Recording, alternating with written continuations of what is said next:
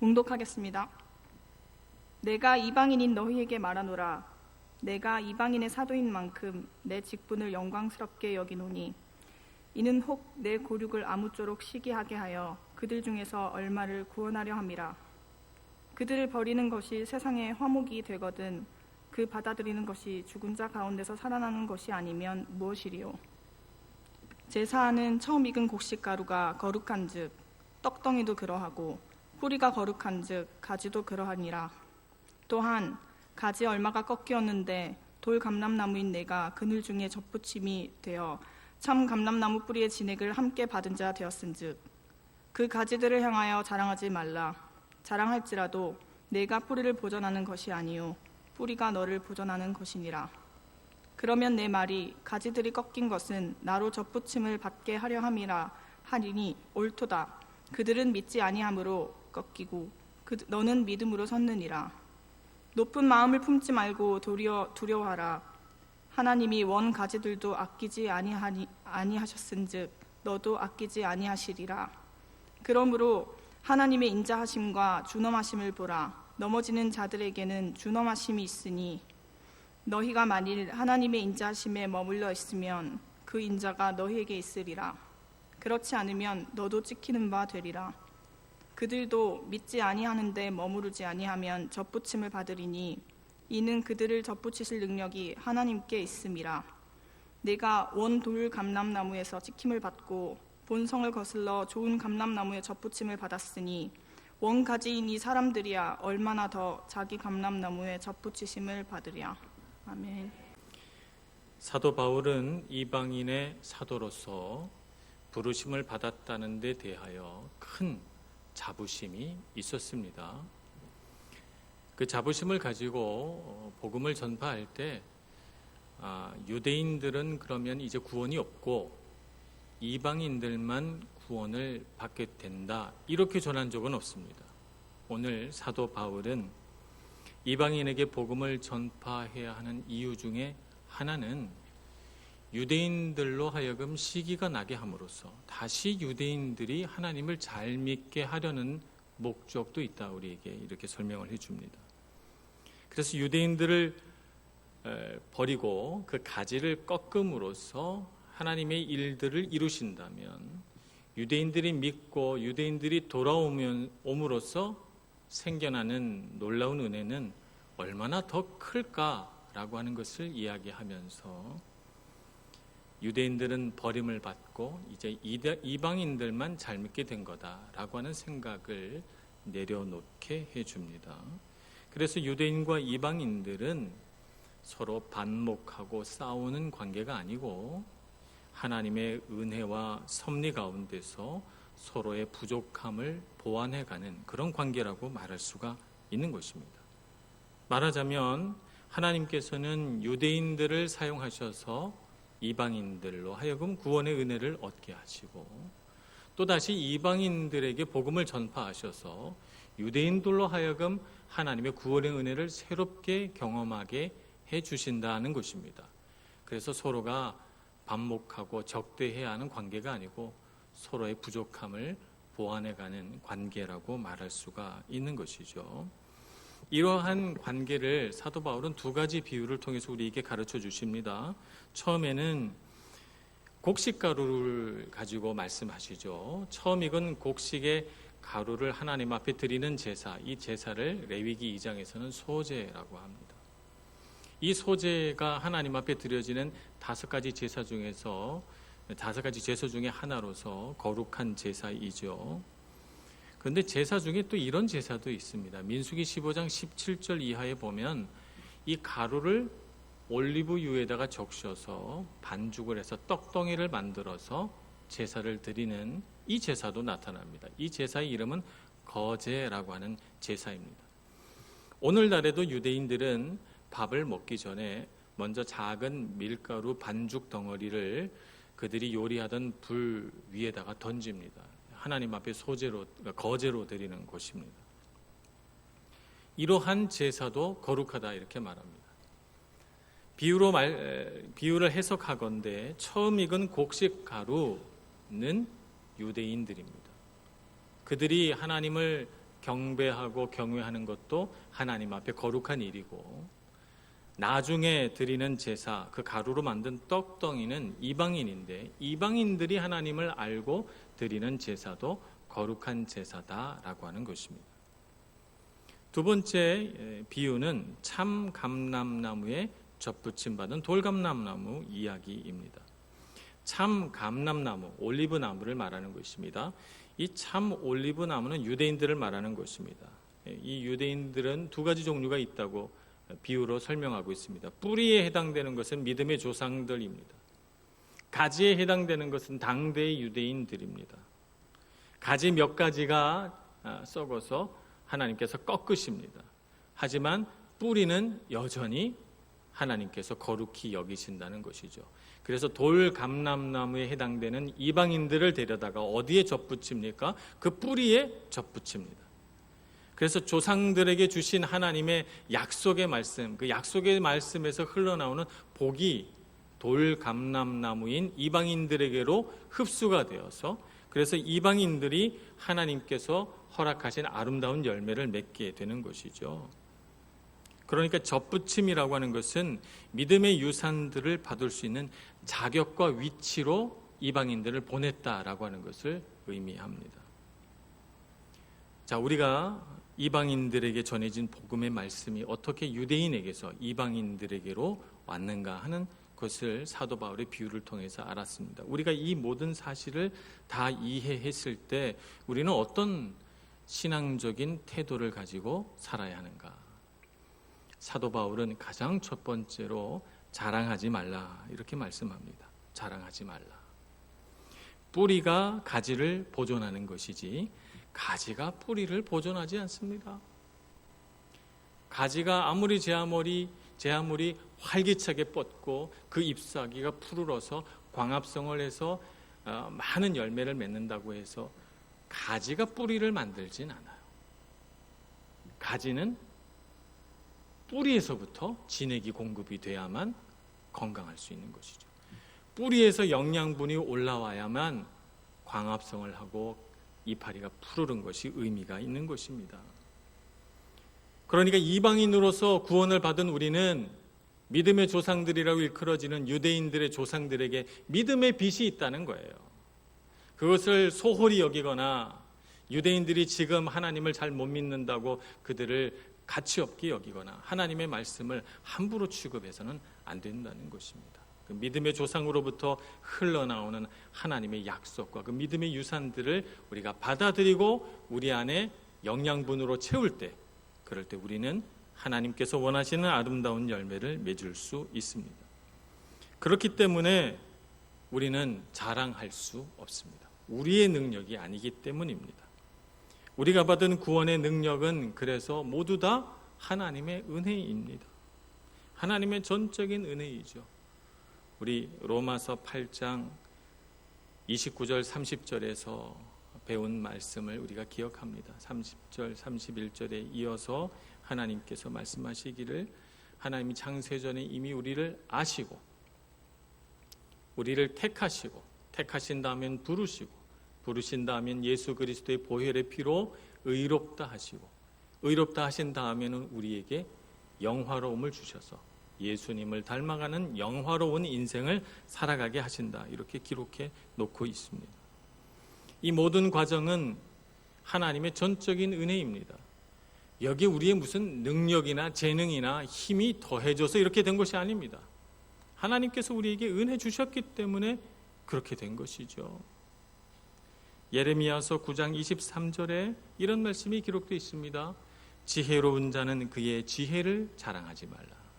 용사는 그의 용맹을 자랑하지 말라. 부자는 그의 부함을 자랑하지 말라. 지혜로운 것이 자랑할 만한 가치로운 대상이 되지 못해서 자랑하지 말라고 한 것이 아닙니다. 우리는 지혜 있어져야 하고 지식 있는 사람이 되어야 합니다. 지혜롭고 지식이 있다는 것은 자랑스러운 일인 것이 분명합니다. 그러나 그걸 가지고 자랑하지 말라는 것이에요. 왜냐하면 지혜와 지식을 주신 분은 하나님이시니까요. 용사는 그 용맹을 자랑하지 말라. 용맹하다는 것은, 용기가 있다는 것은 분명 자랑스러운 일입니다. 그러나 그 용맹과 용기를 누가 주셨습니까? 하나님이 주셨습니다. 자랑할 만한 일이 분명하지만 용사는 자기 용맹을 자랑하지 말라. 부한 것도 자랑스러운 일이고 감사한 일임에 분명합니다. 그러나 그걸 가지고 내 것이라고 자랑하는 순간 하나님은 영광받지 못하십니다. 지혜로운 자, 용사, 부자가 자신의 지혜와 용맹과 부함을 자랑하지 말라는 이유는 모든 것이 하나님의 것이고 하나님께로부터 왔으며 하나님의 은혜라는 사실을 우리에게 가르쳐 줍니다. 우리는 자랑할 것이 없습니다. 우리의 노력으로, 우리의 힘으로 된 것이 아니기 때문입니다. 그래서 역대상 29장 11절 12절에서는 다윗이 성전을 건축할 모든 재료들을 다 마련해 놓고 하나님 앞에 드리는 기도가 있습니다. 다윗은 이렇게 기도합니다. 여호와여, 위대하심과 권능과 영광과 승리와 위엄이 다 주께 속하였사오니 천지에 있는 것이 다 주의 것이로소이다. 여호와여, 주권도 주께 속하였사오니 주는 높으사 만물의 머리이심이니이다. 부와 귀가 주께로 말미암고 또 주는 만물의 주제가 되사 손에 권세와 능력이 있사오니 모든 사람을 크게 하심과 강하게 하심이 주의 손에 있나이다. 주의 손에 있나이다. 우리가 누리고 우리가 자랑스럽게 여기는 가치롭고 고귀한 모든 것이 누구 손에 있었습니까? 하나님 손에 있었습니다. 하나님께서 우리에게 주셔서 우리가 누리는 것이고 하나님께서 우리에게 주셨기 때문에 우리가 기뻐하는 것입니다. 하나님의 것이고 하나님께로부터 왔는데 내 것이라고 생각하고 내가 노력해서 얻었다고 여기고 내 거니까 움켜잡으려고 하는 순간 어떻게 됩니까? 하나님 앞에서 교만한 사람이 되는 것입니다. 유대인들이 어떠했습니까? 유대인들이 그랬습니다. 하나님의 백성 된 것이 그들이 잘나서입니까? 아닙니다. 하나님의 은혜입니다. 바리새인들이 어떻게 했습니까? 율법의 종류를 600여 가지를 만들어 놓고 그 율법의 그 각종 종류를 원칙대로 다 지켜서 그래서 구원을 얻는다고 생각했습니다. 구원이 어떻게 된 것입니까? 하나님의 은혜가 아니고 자기의 노력이고 자기 수고로 된 것입니다. 그러니 하나님 앞에 어떻게 영광 돌리겠습니까? 누가 영광 받습니까? 율법 지키느라고 수고한 자기 자신이 영광 받는 것이죠. 우리는 모든 것이 하나님께로부터 왔음을 기억해야 되겠습니다. 자랑할 것이 없습니다. 자랑하는 자는 주 안에서 자랑해야 합니다. 그러므로 유대인들이 하나님을 잘 믿지 못해서 가지 몇 개가 꺾어졌다고 해서 꺾어진 가지들을 향하여 자랑하면 안 됩니다. 신앙생활 잘 하다가 때로 넘어질 때도 있습니다. 그런데 넘어진 사람들을 향해서 신앙생활 잘 못하니까 저렇게 넘어진 거지 라고 말해서는 안 됩니다. 모든 것이 하나님의 은혜이기 때문에 우리는 겸손하게 주님을 섬겨야 합니다. 가데스 바네아에서 정탐꾼을 보냈습니다. 각 지파에 한 명씩 12명을 선발해서 보냈습니다. 아주 지혜가 출중하고 그 안에서 리더십이 있는 사람들을 12명 뽑은 거예요. 한 명씩. 근데 그 뛰어난 사람들이 돌아와서 보고하는데 10명은 가나안 땅에는 정말 키가 큰 사람들이 있고 성벽이 높아서 아무리 그 땅이 잘 살아도 우리가 들어갈 수가 없겠다. 그들이 이렇게 절망적인 보고를 합니다. 2사람만 하나님이 우리 손에 붙이셨으니 걱정 말고 들어가자. 이렇게 이야기합니다. 10명의 사람들은 하나님을 신뢰하지 않습니다. 상황을 봅니다. 우리가 가진 능력을 봅니다. 그리고 안 되겠다고 결정을 내립니다. 그것을 하나님은 불신이라고 합니다. 2사람은 자신의 능력이나 상황을 보지 않습니다. 하나님의 약속을 믿습니다. 하나님께서 하실 수 있다고 하신다면 할 수 있다라고 믿는 사람들이었습니다. 오늘날 여전히 두 가지 관점이 존재합니다. 어떤 상황을 보고 사람의 생각이나 사람의 능력을 가지고 할 수 있나 없나를 측정하는 관점이 하나 있고, 상황이나 내 능력을 보지 않고 하나님이 하시면 할 수 있다고 고백하면서 자신의 능력보다 더 놀라운 일들을 해내는 또 다른 관점들이 존재합니다. 이스라엘 백성들은 할 수 없다고 생각했습니다. 하나님은 너무너무 마음이 상하고 아팠어요. 그래서 이들은 하나님이 약속한 가나안 땅에 들어가는 이 복을 누릴 자격이 없다. 그래서 하나님은 그들을 징계하시기로 하십니다. 하나님의 계획을 보류하십니다. 그리고 그들에게 광야 40년을 주시죠. 우리는 언뜻 이렇게 생각이 듭니다. 야, 광야 40년 경험하지 않고 들어갔으면 얼마나 좋았을까. 광야 40년은 하나님이 주신 벌이기 때문에 굉장히 괴로웠을 것이다. 이렇게 생각을 합니다. 무익한 시간이었을 거다 생각을 합니다. 요즘 우리 청년부에서 우리 사사기를 쭉 내려가면서 공부하고 있습니다만, 사사기에 등장하는 가장 놀라운 주제는 그들이 가나안 땅에 정착했는데 한 세대가 되지 못하여 그들이 이방의 우상들을 섬기기 시작했다는 것입니다. 여러분 한번 생각해 보십시오. 우리가 때로 목마르고 때로 삶에 어떤 문제들이 계속 생겨서 삶의 어떤 부분이 부족해서 내가 고통을 받으나, 그러나 하나님이 함께 하셔서 그때마다 채워주시고 위기를 벗어나게 해주시고 하나님께서 함께 하신다는 것을 누리는 인생이 행복하겠습니까? 모든 것에 부족함이 없으나 하나님이 함께 하시지 않고 하나님을 거역하고 내 힘과 내 능력으로 살아가면서 계속해서 마음속에 번민과 괴로움이 있는 삶을 살아가는 것이 행복하겠습니까? 여러분, 어떤 삶이 더 낫겠습니까?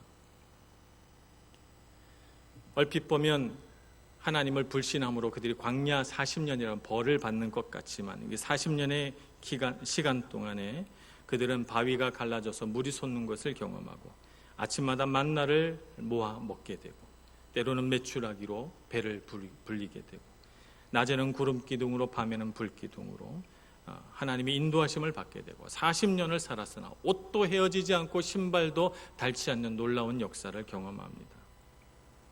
신명기 8장 2절에서 3절은 이렇게 기록해 놓고 있습니다. 내 하나님 여호와께서 이 40년 동안에 내게 광야길을 걷게 하신 것을 기억하라. 이는 너를 낮추시고 너를 시험하사 내 마음이 어떠한지 그 명령을 지키는지 지키지 않는지 알려 하심이라. 너를 낮추시며 너를 줄이게 하시며 또 너도 알지 못하며 내 조상들도 알지 못하던 만나를 내게 먹이신 것은 사람이 떡으로만 사는 것이 아니요 하나님의 입에서 나오는 모든 말씀으로 사는 줄을 내가 알게 하려 하심이니라. 아멘. 징계였다고 생각한 그 순간이 하나님의 은혜의 순간이었습니다. 왜 하나님의 은혜의 순간이 됐습니까? 하나님이 함께 하셨기 때문입니다. 우리 인생은 두 개로 나누어집니다. 하나님이 함께 하셔서 하나님이 도우시는 인생과 하나님이 함께 하시지 않고 내 유일한 도움은 나 자신밖에 없는 인생, 이 둘로 나누어집니다. 하나님이 함께 하신다면 고난과 징계조차도 하나님의 은혜이고 영광입니다. 우리는 우리 인생을 살아가다가 때로는 실패도 경험하고 때로는 고난도 경험합니다.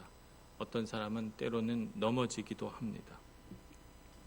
그렇다고 해서 우리는 신앙생활 잘 하는데 저 사람은 왜 저렇게 넘어졌을까? 그 사람 앞에서 우쭐거릴 일도 자랑할 일도 아님을 분명히 알아야 합니다. 우리는 세상의 지혜나 용맹이나 세상의 부함을 자랑하지 말고 우리에게 자랑할 것 한 가지 있습니다. 예레미야서 9장 24절 자랑하는 자는 이것으로 자랑할지 곧 명철하여 나를 아는 것과 나 여호와는 사랑과 정의와 공의를 땅에 행하는 자인 줄 깨닫는 것이니라고 했습니다. 하나님 아는 것을 자랑해야 합니다. 하나님은 사랑과 정의를 갖고 계신 분이라는 사실을 아는 것, 이것이 우리의 자랑거리가 되어야 할 줄로 믿습니다. 세상 부귀영화 자랑하지 않고 하나님 더 잘 알아서 주님 닮아가는 것이 우리에게 가장 큰 자랑이 되는 저와 여러분 되기를 소망합니다. 그렇기 때문에 우리는 높은 마음을 품지 말고 도리어 두려워해야 합니다. 하나님께서 하나님 잘 믿지 않으니까 원가지도 아끼지 아니하시고 꺾으셨는데 하물며 세 가지인들 아끼시겠습니까? 원가지도 하나님 믿지 않으니까 꺾어버리셨는데 세 가지가 하나님 믿지 않으면 어떻게 하시겠어요? 꺾으시죠. 하나님께서 보존하기도 하시고 때로는 꺾으시기도 합니다. 기준이 무엇입니까? 믿느냐 믿지 않느냐. 하나님을 믿고 신뢰하지 않으면 꺾일 수도 있다는 사실을 알아야 합니다. 자신의 생각과 고집을 꺾지 않은 독특한 선지자가 한 명 있었습니다. 그 선지자의 이름은 요나입니다. 하나님의 은혜를 유대인들의 전유물로 생각했습니다. 하나님을 자신의 민족의 하나님으로만 독차지하려고 했어요. 그런데 하나님께서 아수르에 있는 니느웨로 가서 하나님의 말씀을 선포하고 그 백성들로 회개하게 하라 이렇게 명령하셨어요. 그러니까 마음이 불편한 것입니다. 이때는 아직 아수르가 이스라엘을 침략하기 전입니다. 그는 아수르 백성에게 가서 복음 전파하는 거 싫었습니다. 자민족 중심주의라고 하는 철저한 생각, 그 생각이 만들어내는 편견과 고집으로 똘똘 뭉쳐서 그는 하나님의 명령을 거역하고 니느웨가 아니라 다시스로 떠납니다. 하나님은 그를 붙들어 고레 뱃속에 던지셨다가 건져내어 마침내 하나님의 뜻에 순종하게 하시죠. 그래서 니느웨로 가서 하나님의 말씀을 전합니다. 어떤 일이 일어났습니까? 이렇게 고집스럽게 하나님의 명령을 거역했던 요나와는 달리 말씀을 단 한 번 선포했을 뿐인데 니느웨에 있는 많은 백성들이 임금에서부터 아주 낮은 비천한 백성에 이르기까지 다 제 위에 앉아서 옷을 찢고 회개합니다. 하나님의 말씀을 듣자마자 바로 하나님 앞으로 돌아오는 역사가 있게 되는 것입니다. 하나님은 꺾으시기도 하고 버리시기도 하십니다. 보존하시기도 하고 때로는 꺾으시기도 하십니다. 하나님의 자비와 긍휼 때문에 하나님을 오해해서는 안 될 것입니다. 택함받은 이방인들이 우리들이 자기중심적인 유대인처럼 변해가서는 안 됩니다. 유대인들은 아직도 자신의 혈통, 아브라함의 자손이라고 하는 혈통 위에 하나님의 구원하심이 있다고 생각합니다. 그렇지 않습니다.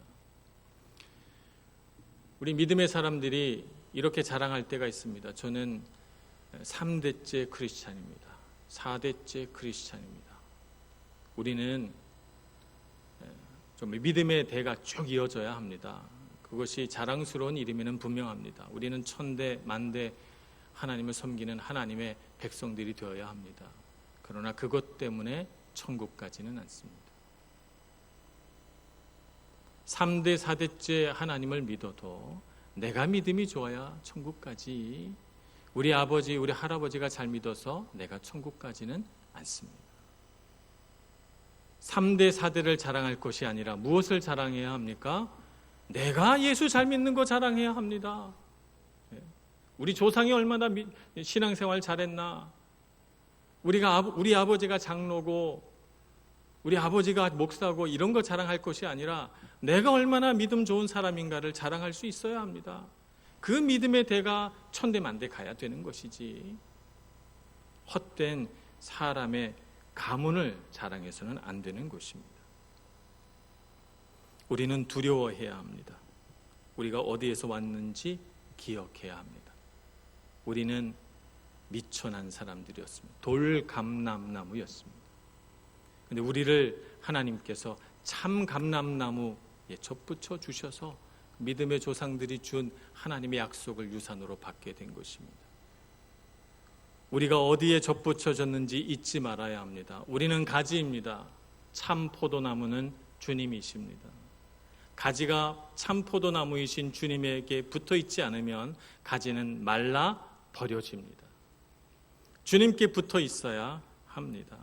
내가 아무리 튼튼하고 잎사귀가 푸르른 가지라도 나무에서 떨어지면 그 순간 생명은 끝나버리는 것입니다. 그러므로 우리는 두려워하며 우리가 어디에서 왔는가, 우리가 어디에 접붙여졌는가 잊지 말고 기억하고 두려워 떨며 겸손한 신앙인이 되어야 할 줄로 믿습니다. 우리가 잘나서 하나님이 은혜 주신 건 아닙니다. 우리가 똑똑하고 능력 있고 좋은 가문에 태어나서 그래서 하나님이 우리에게 복 주신 거 아닙니다. 우리가 잘해서 하나님께서 우리에게 은혜 주신 거 아닙니다. 열심히 봉사하고 수고하고 땀 흘렸더니 복을 주신 건 아닙니다. 그렇게 해서 복이 오는 것이 아닙니다. 하나님의 은혜입니다. 모든 것이 하나님의 전적인 은혜입니다. 우리가 아무 자격도 없고 능력도 없고 수고도 안 했을 때 하나님께서 우리를 참 감람나무에 젖붙여 주시고 하나님의 구원 계획에 들어오도록 은혜 베풀어 주신 것입니다. 그러므로 이제 우리는 믿음을 가지고 믿음의 약속을 받아들여 생명과 은혜를 공급받는 그리스도인이 되어야 할 줄로 믿습니다. 하나님 앞에 그렇게 겸손하게 서야 합니다. 하나님 앞에서 우리가 어떤 사람인가를 잘 알 때 우린 겸손해집니다. 그 마음으로 사람을 대해야 합니다. 사람 앞에 우리가 뭘 자랑할 것이 있습니까? 우리 외모를 자랑하겠습니까? 우리의 부함을 자랑하겠습니까? 우리 지혜를 자랑하겠습니까? 우리는 사람 앞에 부드러운 겸손을 가질 수 있어야 합니다. 진실된 마음을 가지고 살아야 합니다. 인격적이고 공손한 태도로 사람을 대할 줄 알아야 되겠습니다. 마지막으로 하나님은 두 가지 성품이 있으시죠. 하나는 인자하심, 그리고 또 하나는 준엄하심입니다. 하나님께서 갖고 있는 이 두 가지 성품은 균형 잡혀져 있고 조화롭게 되어 있습니다. 그래서 마치 동전의 양면처럼 인자하심과 준엄하심은 항상 같이 갑니다. 저울로 인자하심과 준엄하심을 무게를 단다면 아마 똑같은 무게일 것입니다. 이 하나님의 인자하심과 준엄하심이 조화롭게 나타난 곳이 바로 십자가입니다. 하나님의 준엄하신 본성은 우리의 죄를 십자가라고 하는 무시무시한 형벌로 나타나게 해주셔서 우리가 죄를 지으면 저렇게 끔찍한 형벌을 받게 된다는 것을 우리에게 알려주십니다. 다른 한편으로 그 무시무시한 형벌을 우리에게 주시지 않고 예수 그리스도에게 담당하셔서 십자가를 지고 가시게 하셨습니다. 우리가 측량할 수 없는 어마어마한 하나님의 은혜입니다. 하나님의 사랑입니다. 인자하심입니다. 그래서 십자가에 있는 하나님의 인자하심과 준엄하심이 다 드러나 있습니다. 균형과 조화를 갖추고 우리에게 나타납니다. 사람은 어떻습니까? 사람은 그렇지 않습니다. 사람은 인자함과 준엄함 이 두 가지가 균형을 가지고 살아가지 못합니다. 자기 자신에게는 어떻게 합니까? 자기 자신에게는 지나치게 관대합니다. 타인에게는 가혹하리만큼 비판적입니다. 다른 기준을 가지고 평가합니다. 그 반대가 되기도 합니다. 자기 자신에게 지나치게 엄격한 잣대를 들이댐으로써 하나님께서 인자하게 보살피신다는 사실을 알지 못한 채 두려워하고 고통스러워하며 하나님을 잘못 이해하기도 합니다. 균형을 잡은 신앙인이 되는 방법은 조화롭고 균형 잡힌 하나님을 바라보는 것입니다. 하나님 안에는 인자심과 준엄하심이 조화롭게 같이 공존하기 때문입니다. 아브라함의 자손이라는 자부심이 지나쳐서 유대인들은 자신들이 어떻게 살든 하나님께서 버리시지 않을 거라고 생각했습니다. 그것이 그들에게 교만이 됐고 그래서 믿음 대신 행위와 혈통에 집착하게 되었습니다. 그래서 그들은 이방인들을 쉽게 비판하고 자기 자신들에게는 관대해지고 마른 것입니다. 오늘 우리는 하나님의 준엄하심 앞에서 겸손해야 합니다. 하나님께서 우리를 어떻게 보고 계시는지 우리는 잘 알아야 합니다. 또 하나님께서 인자하신 성품으로 우리를 바라보고 계신 줄 알아야 되겠습니다. 그래서 그 성품 앞에서 우리는 믿음을 가져야 합니다. 하나님의 그 인자하심으로 우리를 붙드시고 우리를 사랑하셔서 이끌어 가시기 때문에 우리가 하나님만 믿으면 하나님을 믿고 의지하면 어떤 삶의 상황 가운데서도 구원받을 수 있다는 확신을 가져야 합니다. 하나님의 준엄하심 앞에 설 것이냐 아니면 인자하심 앞에 설 것이냐, 우리는 누구나 다 하나님의 인자하심 앞에 서고자 원할 것입니다. 하나님의 인자하심 앞에 머물러 그분의 인자하신 성품만 누리기를 원한다면 우리에게 정말 필요한 것은 겸손과 믿음입니다. 우리가 이 두 가지를 가지고 하나님과 교제하고 하나님 안에서 큰 은혜를 받아서 하나님의 인자하신 성품과 그 준엄하신 성품 아래서 성장해 가기를 소원합니다. 유대인들처럼 교만에 넘어지지 않고 겸손한 신앙인 되기를 간절히 소원합니다. 기도하겠습니다.